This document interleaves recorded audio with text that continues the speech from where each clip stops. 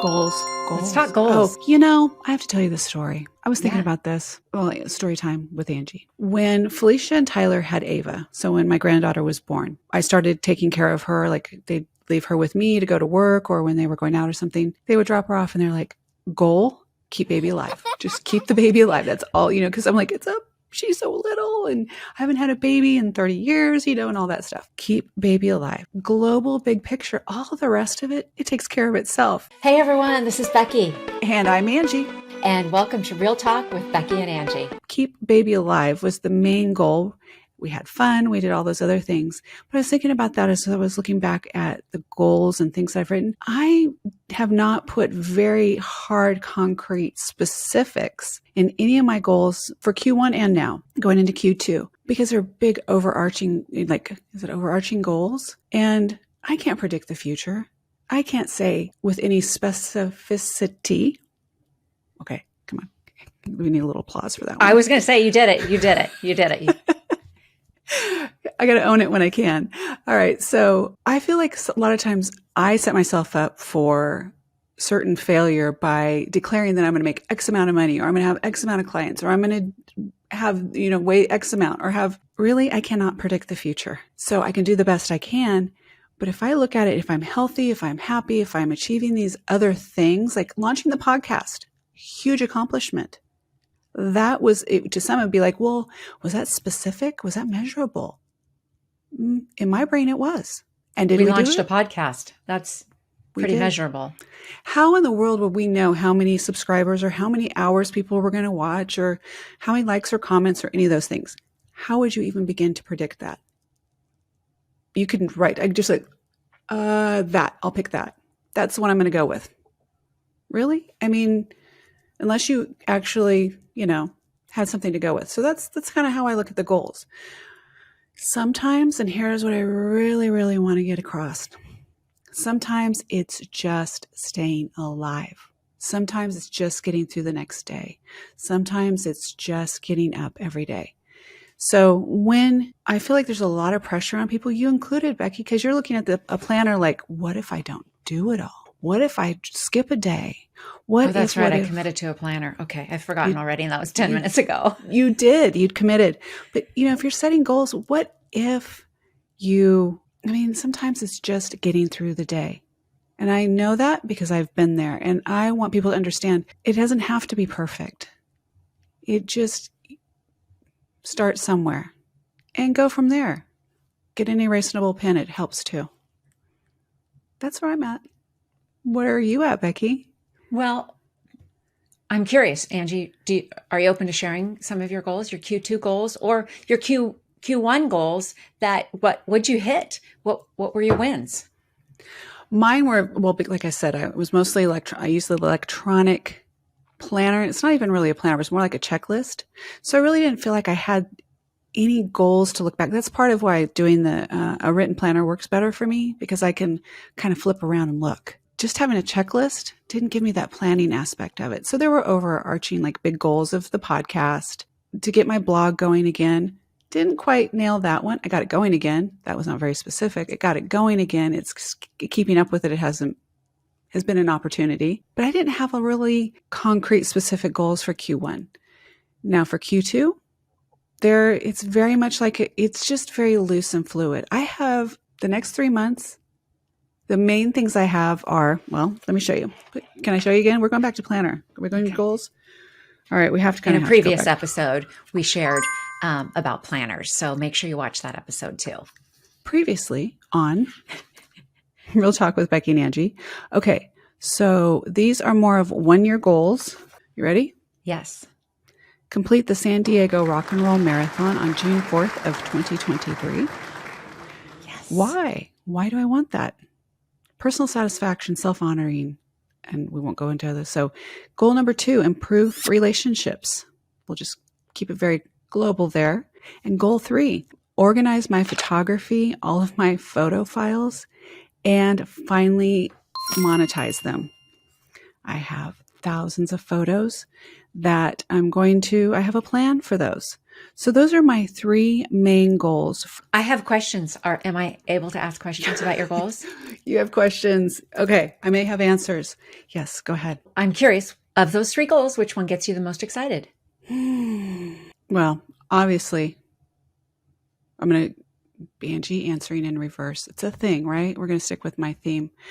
I kind of spaced on improving relationships, right? Is that just because I really do have really good relationships? I have a great relationship with Jake, but I think all relationships could be improved, or there's room for improvement. Pretty excited about the rock and roll marathon. That's a big deal for me. Were you thinking it was photography? I had no idea. I didn't have an agenda with that question. I came purely from curiosity. The marathon probably first, then photography, and it sounds so bad, then relationships. But that's probably the hierarchy for those three. And I heard you say that you recognize that they're not measurable. Mm-hmm. And once you recognize that, do you want to keep them as they are? Well, for instance, let's put it this way. The San Diego Rock and Roll Marathon. The goal is to complete the marathon. There's Measurable. a 7 now. That's measurable to me. Mm-hmm. I'm not putting a time on it. I have a loose, and when I say loose goal, but I have a number that I would like to hit, and I would be super ecstatic if I achieved that. But I don't want to put pressure on that when it's just completing it. I'd be satisfied, excited, proud, all of the things. If I achieve a specific number, like a time, even better. It's like you have your whipped cream and your sprinkles and your cherry, and that's just the extras on top. The photography, I know what I want to do with them. I get to figure out which platforms that I want to put them on. So if I said, I'm going to take these photos, I'm going to put them on this platform to monetize them, that may not be the right platform. The goal is to get them out there. And once I get there, I'm going to pivot. I'm going to change. I give myself grace on that. Because if I put them on a certain platform and they don't work, I'm going to switch platforms. Did I not achieve my goal? Did I set myself up for failure? Potentially. I give room for change. I get to change my mind. I get to use an erasable pen. It doesn't have to be so. If you're setting yourself up for failure, how motivated are you to complete it? That's why I look at it. Like, if I know that you're just picking some random number, you're picking some random time or some random weight or like in high school, my dad does this, Beckie, it cracks me up. My dad will say, so I weigh 176 pounds. I'm like, great, Dad. He's really, really cautious and careful with his weight. And then he'll say, well, I weighed 151 when I graduated from high school. I'm like, Dad, you're 90 years old. You're worried about what you weighed in high school? He's like, well, I just feel like that's a goal. And oh my you're 90 years old. I pretty much realize I'm never going to weigh what I weighed in high school. I'm okay with that. So yeah, I'm healthy in regards to all the major systems of heart, lungs, blood sugar, all those things. That's more important to me. Yeah. Okay. Okay. Well, yeah. Because the reason that I ask is because kind of do a lot of coaching around goals, and I'm not here to coach you. Believe me, that's not where I'm coming from at all. You're fine. Because I'm always curious how people set up their goals, and when they achieve them or don't achieve them, because regardless of the way you get there, systems you use to get there, if it works for you, it works for you. I mean, that's great. So, like specifically with the relationships, Mm-hmm. I heard you say improved relationships. Like how will you know you hit that goal? Well, I didn't go into specifics, especially on relationships. I really break it down. There's like specific date nights. There's specific events. We have a couple of couples adventure book, like scratch offs that you do things together. There's more specifics in that. That's how I know that we will achieve those. And it's not just my relationship with Jake, it's with others in my life. So I didn't really dig deep into that one. And those are more, it really is, I would say, enhance my relationship or enhance our relationship. But I think it goes, when you enhance, you improve, right? Mm-hmm. I do have measurables around that as far as, or I guess activities. Again, the thing is, I'm just in a different space in life than a lot of people, or what maybe a lot of people would expect or think where I would be. For instance, that I'm very fluid on my goals or on what the outcome or the expectations are. I'm in a different place. I've been through some other things, and I really think people need to give themselves a little more grace. I really, really do, because it's not all or nothing. That is how I look at totally it. agree. Uh-huh. I look at it that way. And I feel like a lot of people, okay, so I've been there where I've put these stretch goals. Mm-hmm. In my heart of heart, I'm like, these are stupid goals because they're beyond stretch. And I'm trying to impress somebody by this goal that I set. And so I can brag about it and I can tell people, I set this goal and I beat it by X amount or whatever. Those things don't impress me, or I don't live my life like that anymore. These are my goals. In my heart, I know what I've written down. I wrote a lot. I know what success looks like to me. I am very different though. I am very driven just by nature. I think I'm not different than there are people like me who are very driven by nature. This is just like having a goals and a planner or something that's tracking it. I'm still going to achieve the goals.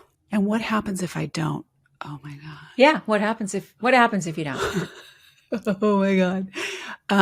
If I don't, there's that part of me that goes, okay, if I really, really, really did my best, then that was way beyond my control. I get to have that gut check in. If I did my best, then was it meant to be? Or was it really what I should have, I look at it like, was that really what I should have been focusing on? Was that really what else did I do? What did I do that maybe I wasn't recognizing? Maybe something, when I sat down at the end of December, beginning of January, and I set goals for Q1, there are things I didn't do, but there's a whole bunch of things that I did do that weren't on that list because they came up in Q1 that replaced things that I thought that were going to be important to me at the end of 2022. But I'm also the person, when I write a to-do list and I do something else, I'll add it on there and check it off as well. Me? I'm the only one that does that? Beckie? There's such a thrill in that. I use a different type of a to-do list, but yes, I've been known to do that a time or two. Well, you get credit for it. Right? You get to write it out and then either check the box or cross it off, whatever that looks like for you. What about for you? Did you do Q1 goals for yourself? I did. Yes. Yeah. I did. And would you care to share? Sure. Yeah. One of them, my garage looked like a bomb went off in there. It was so nasty. And so my goal was my garage is clean. And that means that not only is it clean, and it sounds like it's just a weekend job, my mom, when she graduated from high school, she got a cedar chest and she gave it to me years ago, and it's in the garage and it needs to be refinished. It's been weathered. So that's part of the project. So there are a lot of projects inside the garage to have it be finished. I did not complete that goal. I finished it probably about 30%. So it's on my Q2 goal. And that's where that is. The other goal from Q1, the other goals, honestly, I don't remember. I'll tell you what my Q2 goals are because I know what they are. So It's my garage and then my deck. My deck is decorated. That's the actual goal language. And to have that be complete, the weather that we've had this year, the rain, the wind, it looks like it's so beaten and bruised back there. It's just nasty. So that's getting done. There's lots to do with that. My goal, funny that we're talking about this, my goal and habit, do DIY, do it yourself program is completely launched. And I've started on that. And that is really, really cool. Nice. What is my fourth? Oh, I know what my fourth goal is. Real Talk with Beckie and Angie have 100 or more subscribers. No, so you put a number. You put an actual number. Wow. Okay. 100 or more subscribers by the end of Q2? I have a group of clients right now that I'm coaching through goal period, and that's their goal period ends May 8th.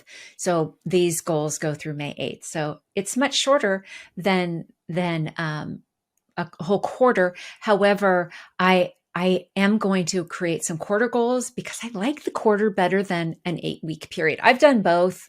And there's part of me that's like, oh, I have a whole bunch of time to get on that goal. So I wait. And there's also that, okay, I only have 8 weeks. I got to get my butt moving.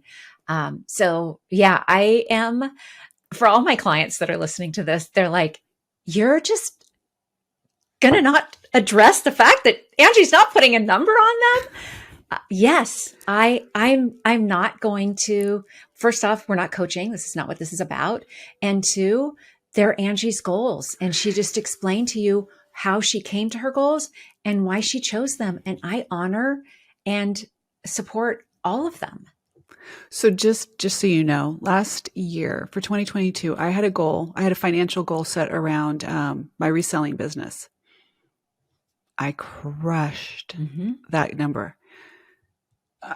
I would have crushed anything. How do I put that? I picked a number. It was an arbitrary number. I far exceeded that. So do I look back and do I say, oh, I didn't, I underestimated what I could do. There's a lot of ways we can look at things. So for me, it was like, I know number one goal is every day, if I do the best I can do, keeping my core values and those things that are most important to me in the forefront, I am going to achieve greatness. I'm going to be legendary. So that I think is a different outlook than having the goal number posted, everywhere around on your refrigerator and on your mirror and in your car visor and all those things. Just looking at it from a higher, elevation, that's where I'm at in my life. Just different, I guess. I'm still going to crush them, all of them. Yeah. Debt-free is a big thing. I could tell you what that number is, but it doesn't matter at this point. So this is my year goal, right? The debt-free was part of my, because we, on a previous episode, if you haven't seen, please go back and look. We did on I'm just show the planner real quick. So, because you'll see the link in the description, a link for the planner. And does it say legend on it? It does. That's what I said, yeah. It says Legend Planner. Yes. See, it's so pretty. But it says it's debt-free, so it's for the year. Do I know what that number is? Yeah, I know what that number is. And I know what to work towards, but I'm not going to break it down every quarter. It's going to be, I've done that. And then I feel like that's just so random. Just random. And for me, a person who has of high faith, and I feel like what I put out in the universe, I get more back than I ever anticipated. I'm sticking with that program because it works for me. That's just how it works for me. And I've been at stages in my life where I was very concrete, where I've been part of programs where you had to put that goal number down. And it was measurable, and other people held you accountable. I mean, it's doable. You just adjust to that. Do I enjoy it as much? No, I don't. I don't enjoy it as much. You can't measure health as much as like, do you feel healthy? Do you have energy? How do you put a number to that? On a scale of 1 to 10, based on whose scale? Ask you a question about your garage. You said you had it about 30% done. Mm-hmm. When you said in the beginning, when you wrote, you said, what was your language around your goal for getting the garage done? My garage is clean. And you feel it's 30% clean? Correct. Yeah. Based on whose standard? Mine. Okay. Yeah. It's a 2-car garage. And so I completed the one side where my son's car would normally be parked. And so I completed that. I pulled out shelves that hadn't been pulled out like ever and swept and cleaned behind them. It was like nasty. So can I ask a question around that? Sure. You feel it was measurable because it was, my garage is clean, right? How did it make you feel that you didn't complete it? Not great. And I realized I wasn't committed to the goal, mainly because I kept telling myself stories. We've had so much rain here, and really to properly clean a garage, in my opinion, is to pull out everything and clean and then put it back in. With the rain, I wasn't able to do that. However, finally one day before my goal period ended, I'm like, Beckie, you just got to move the needle on this goal. Just do something so that I'm not sitting at a goose egg. And one day I said, okay, I'm just going to take this one corner I'm just going to take this one corner and start here. And that one corner ended up being an entire side of the garage. So I feel like the main reason behind the goal is every time I pull into my garage, I push the button and open that garage door, and it's disgusting. And I just like, I'm not even entering my house yet, and I'm already feeling like, ugh, yuck. I want to enter my house which starts at the garage. I want to enter it feeling happy and clean and organized and fresh. And so, that was the intention behind it. So just seeing that side done.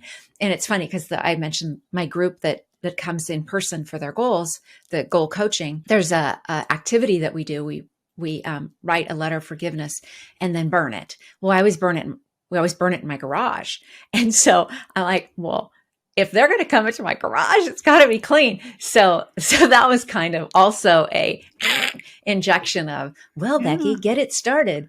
So we burned our letters of forgiveness in the garage. And it was funny because somebody afterwards said, well, your garage is really clean. Why do you have it as a goal? I'm like, See? You didn't see the other side.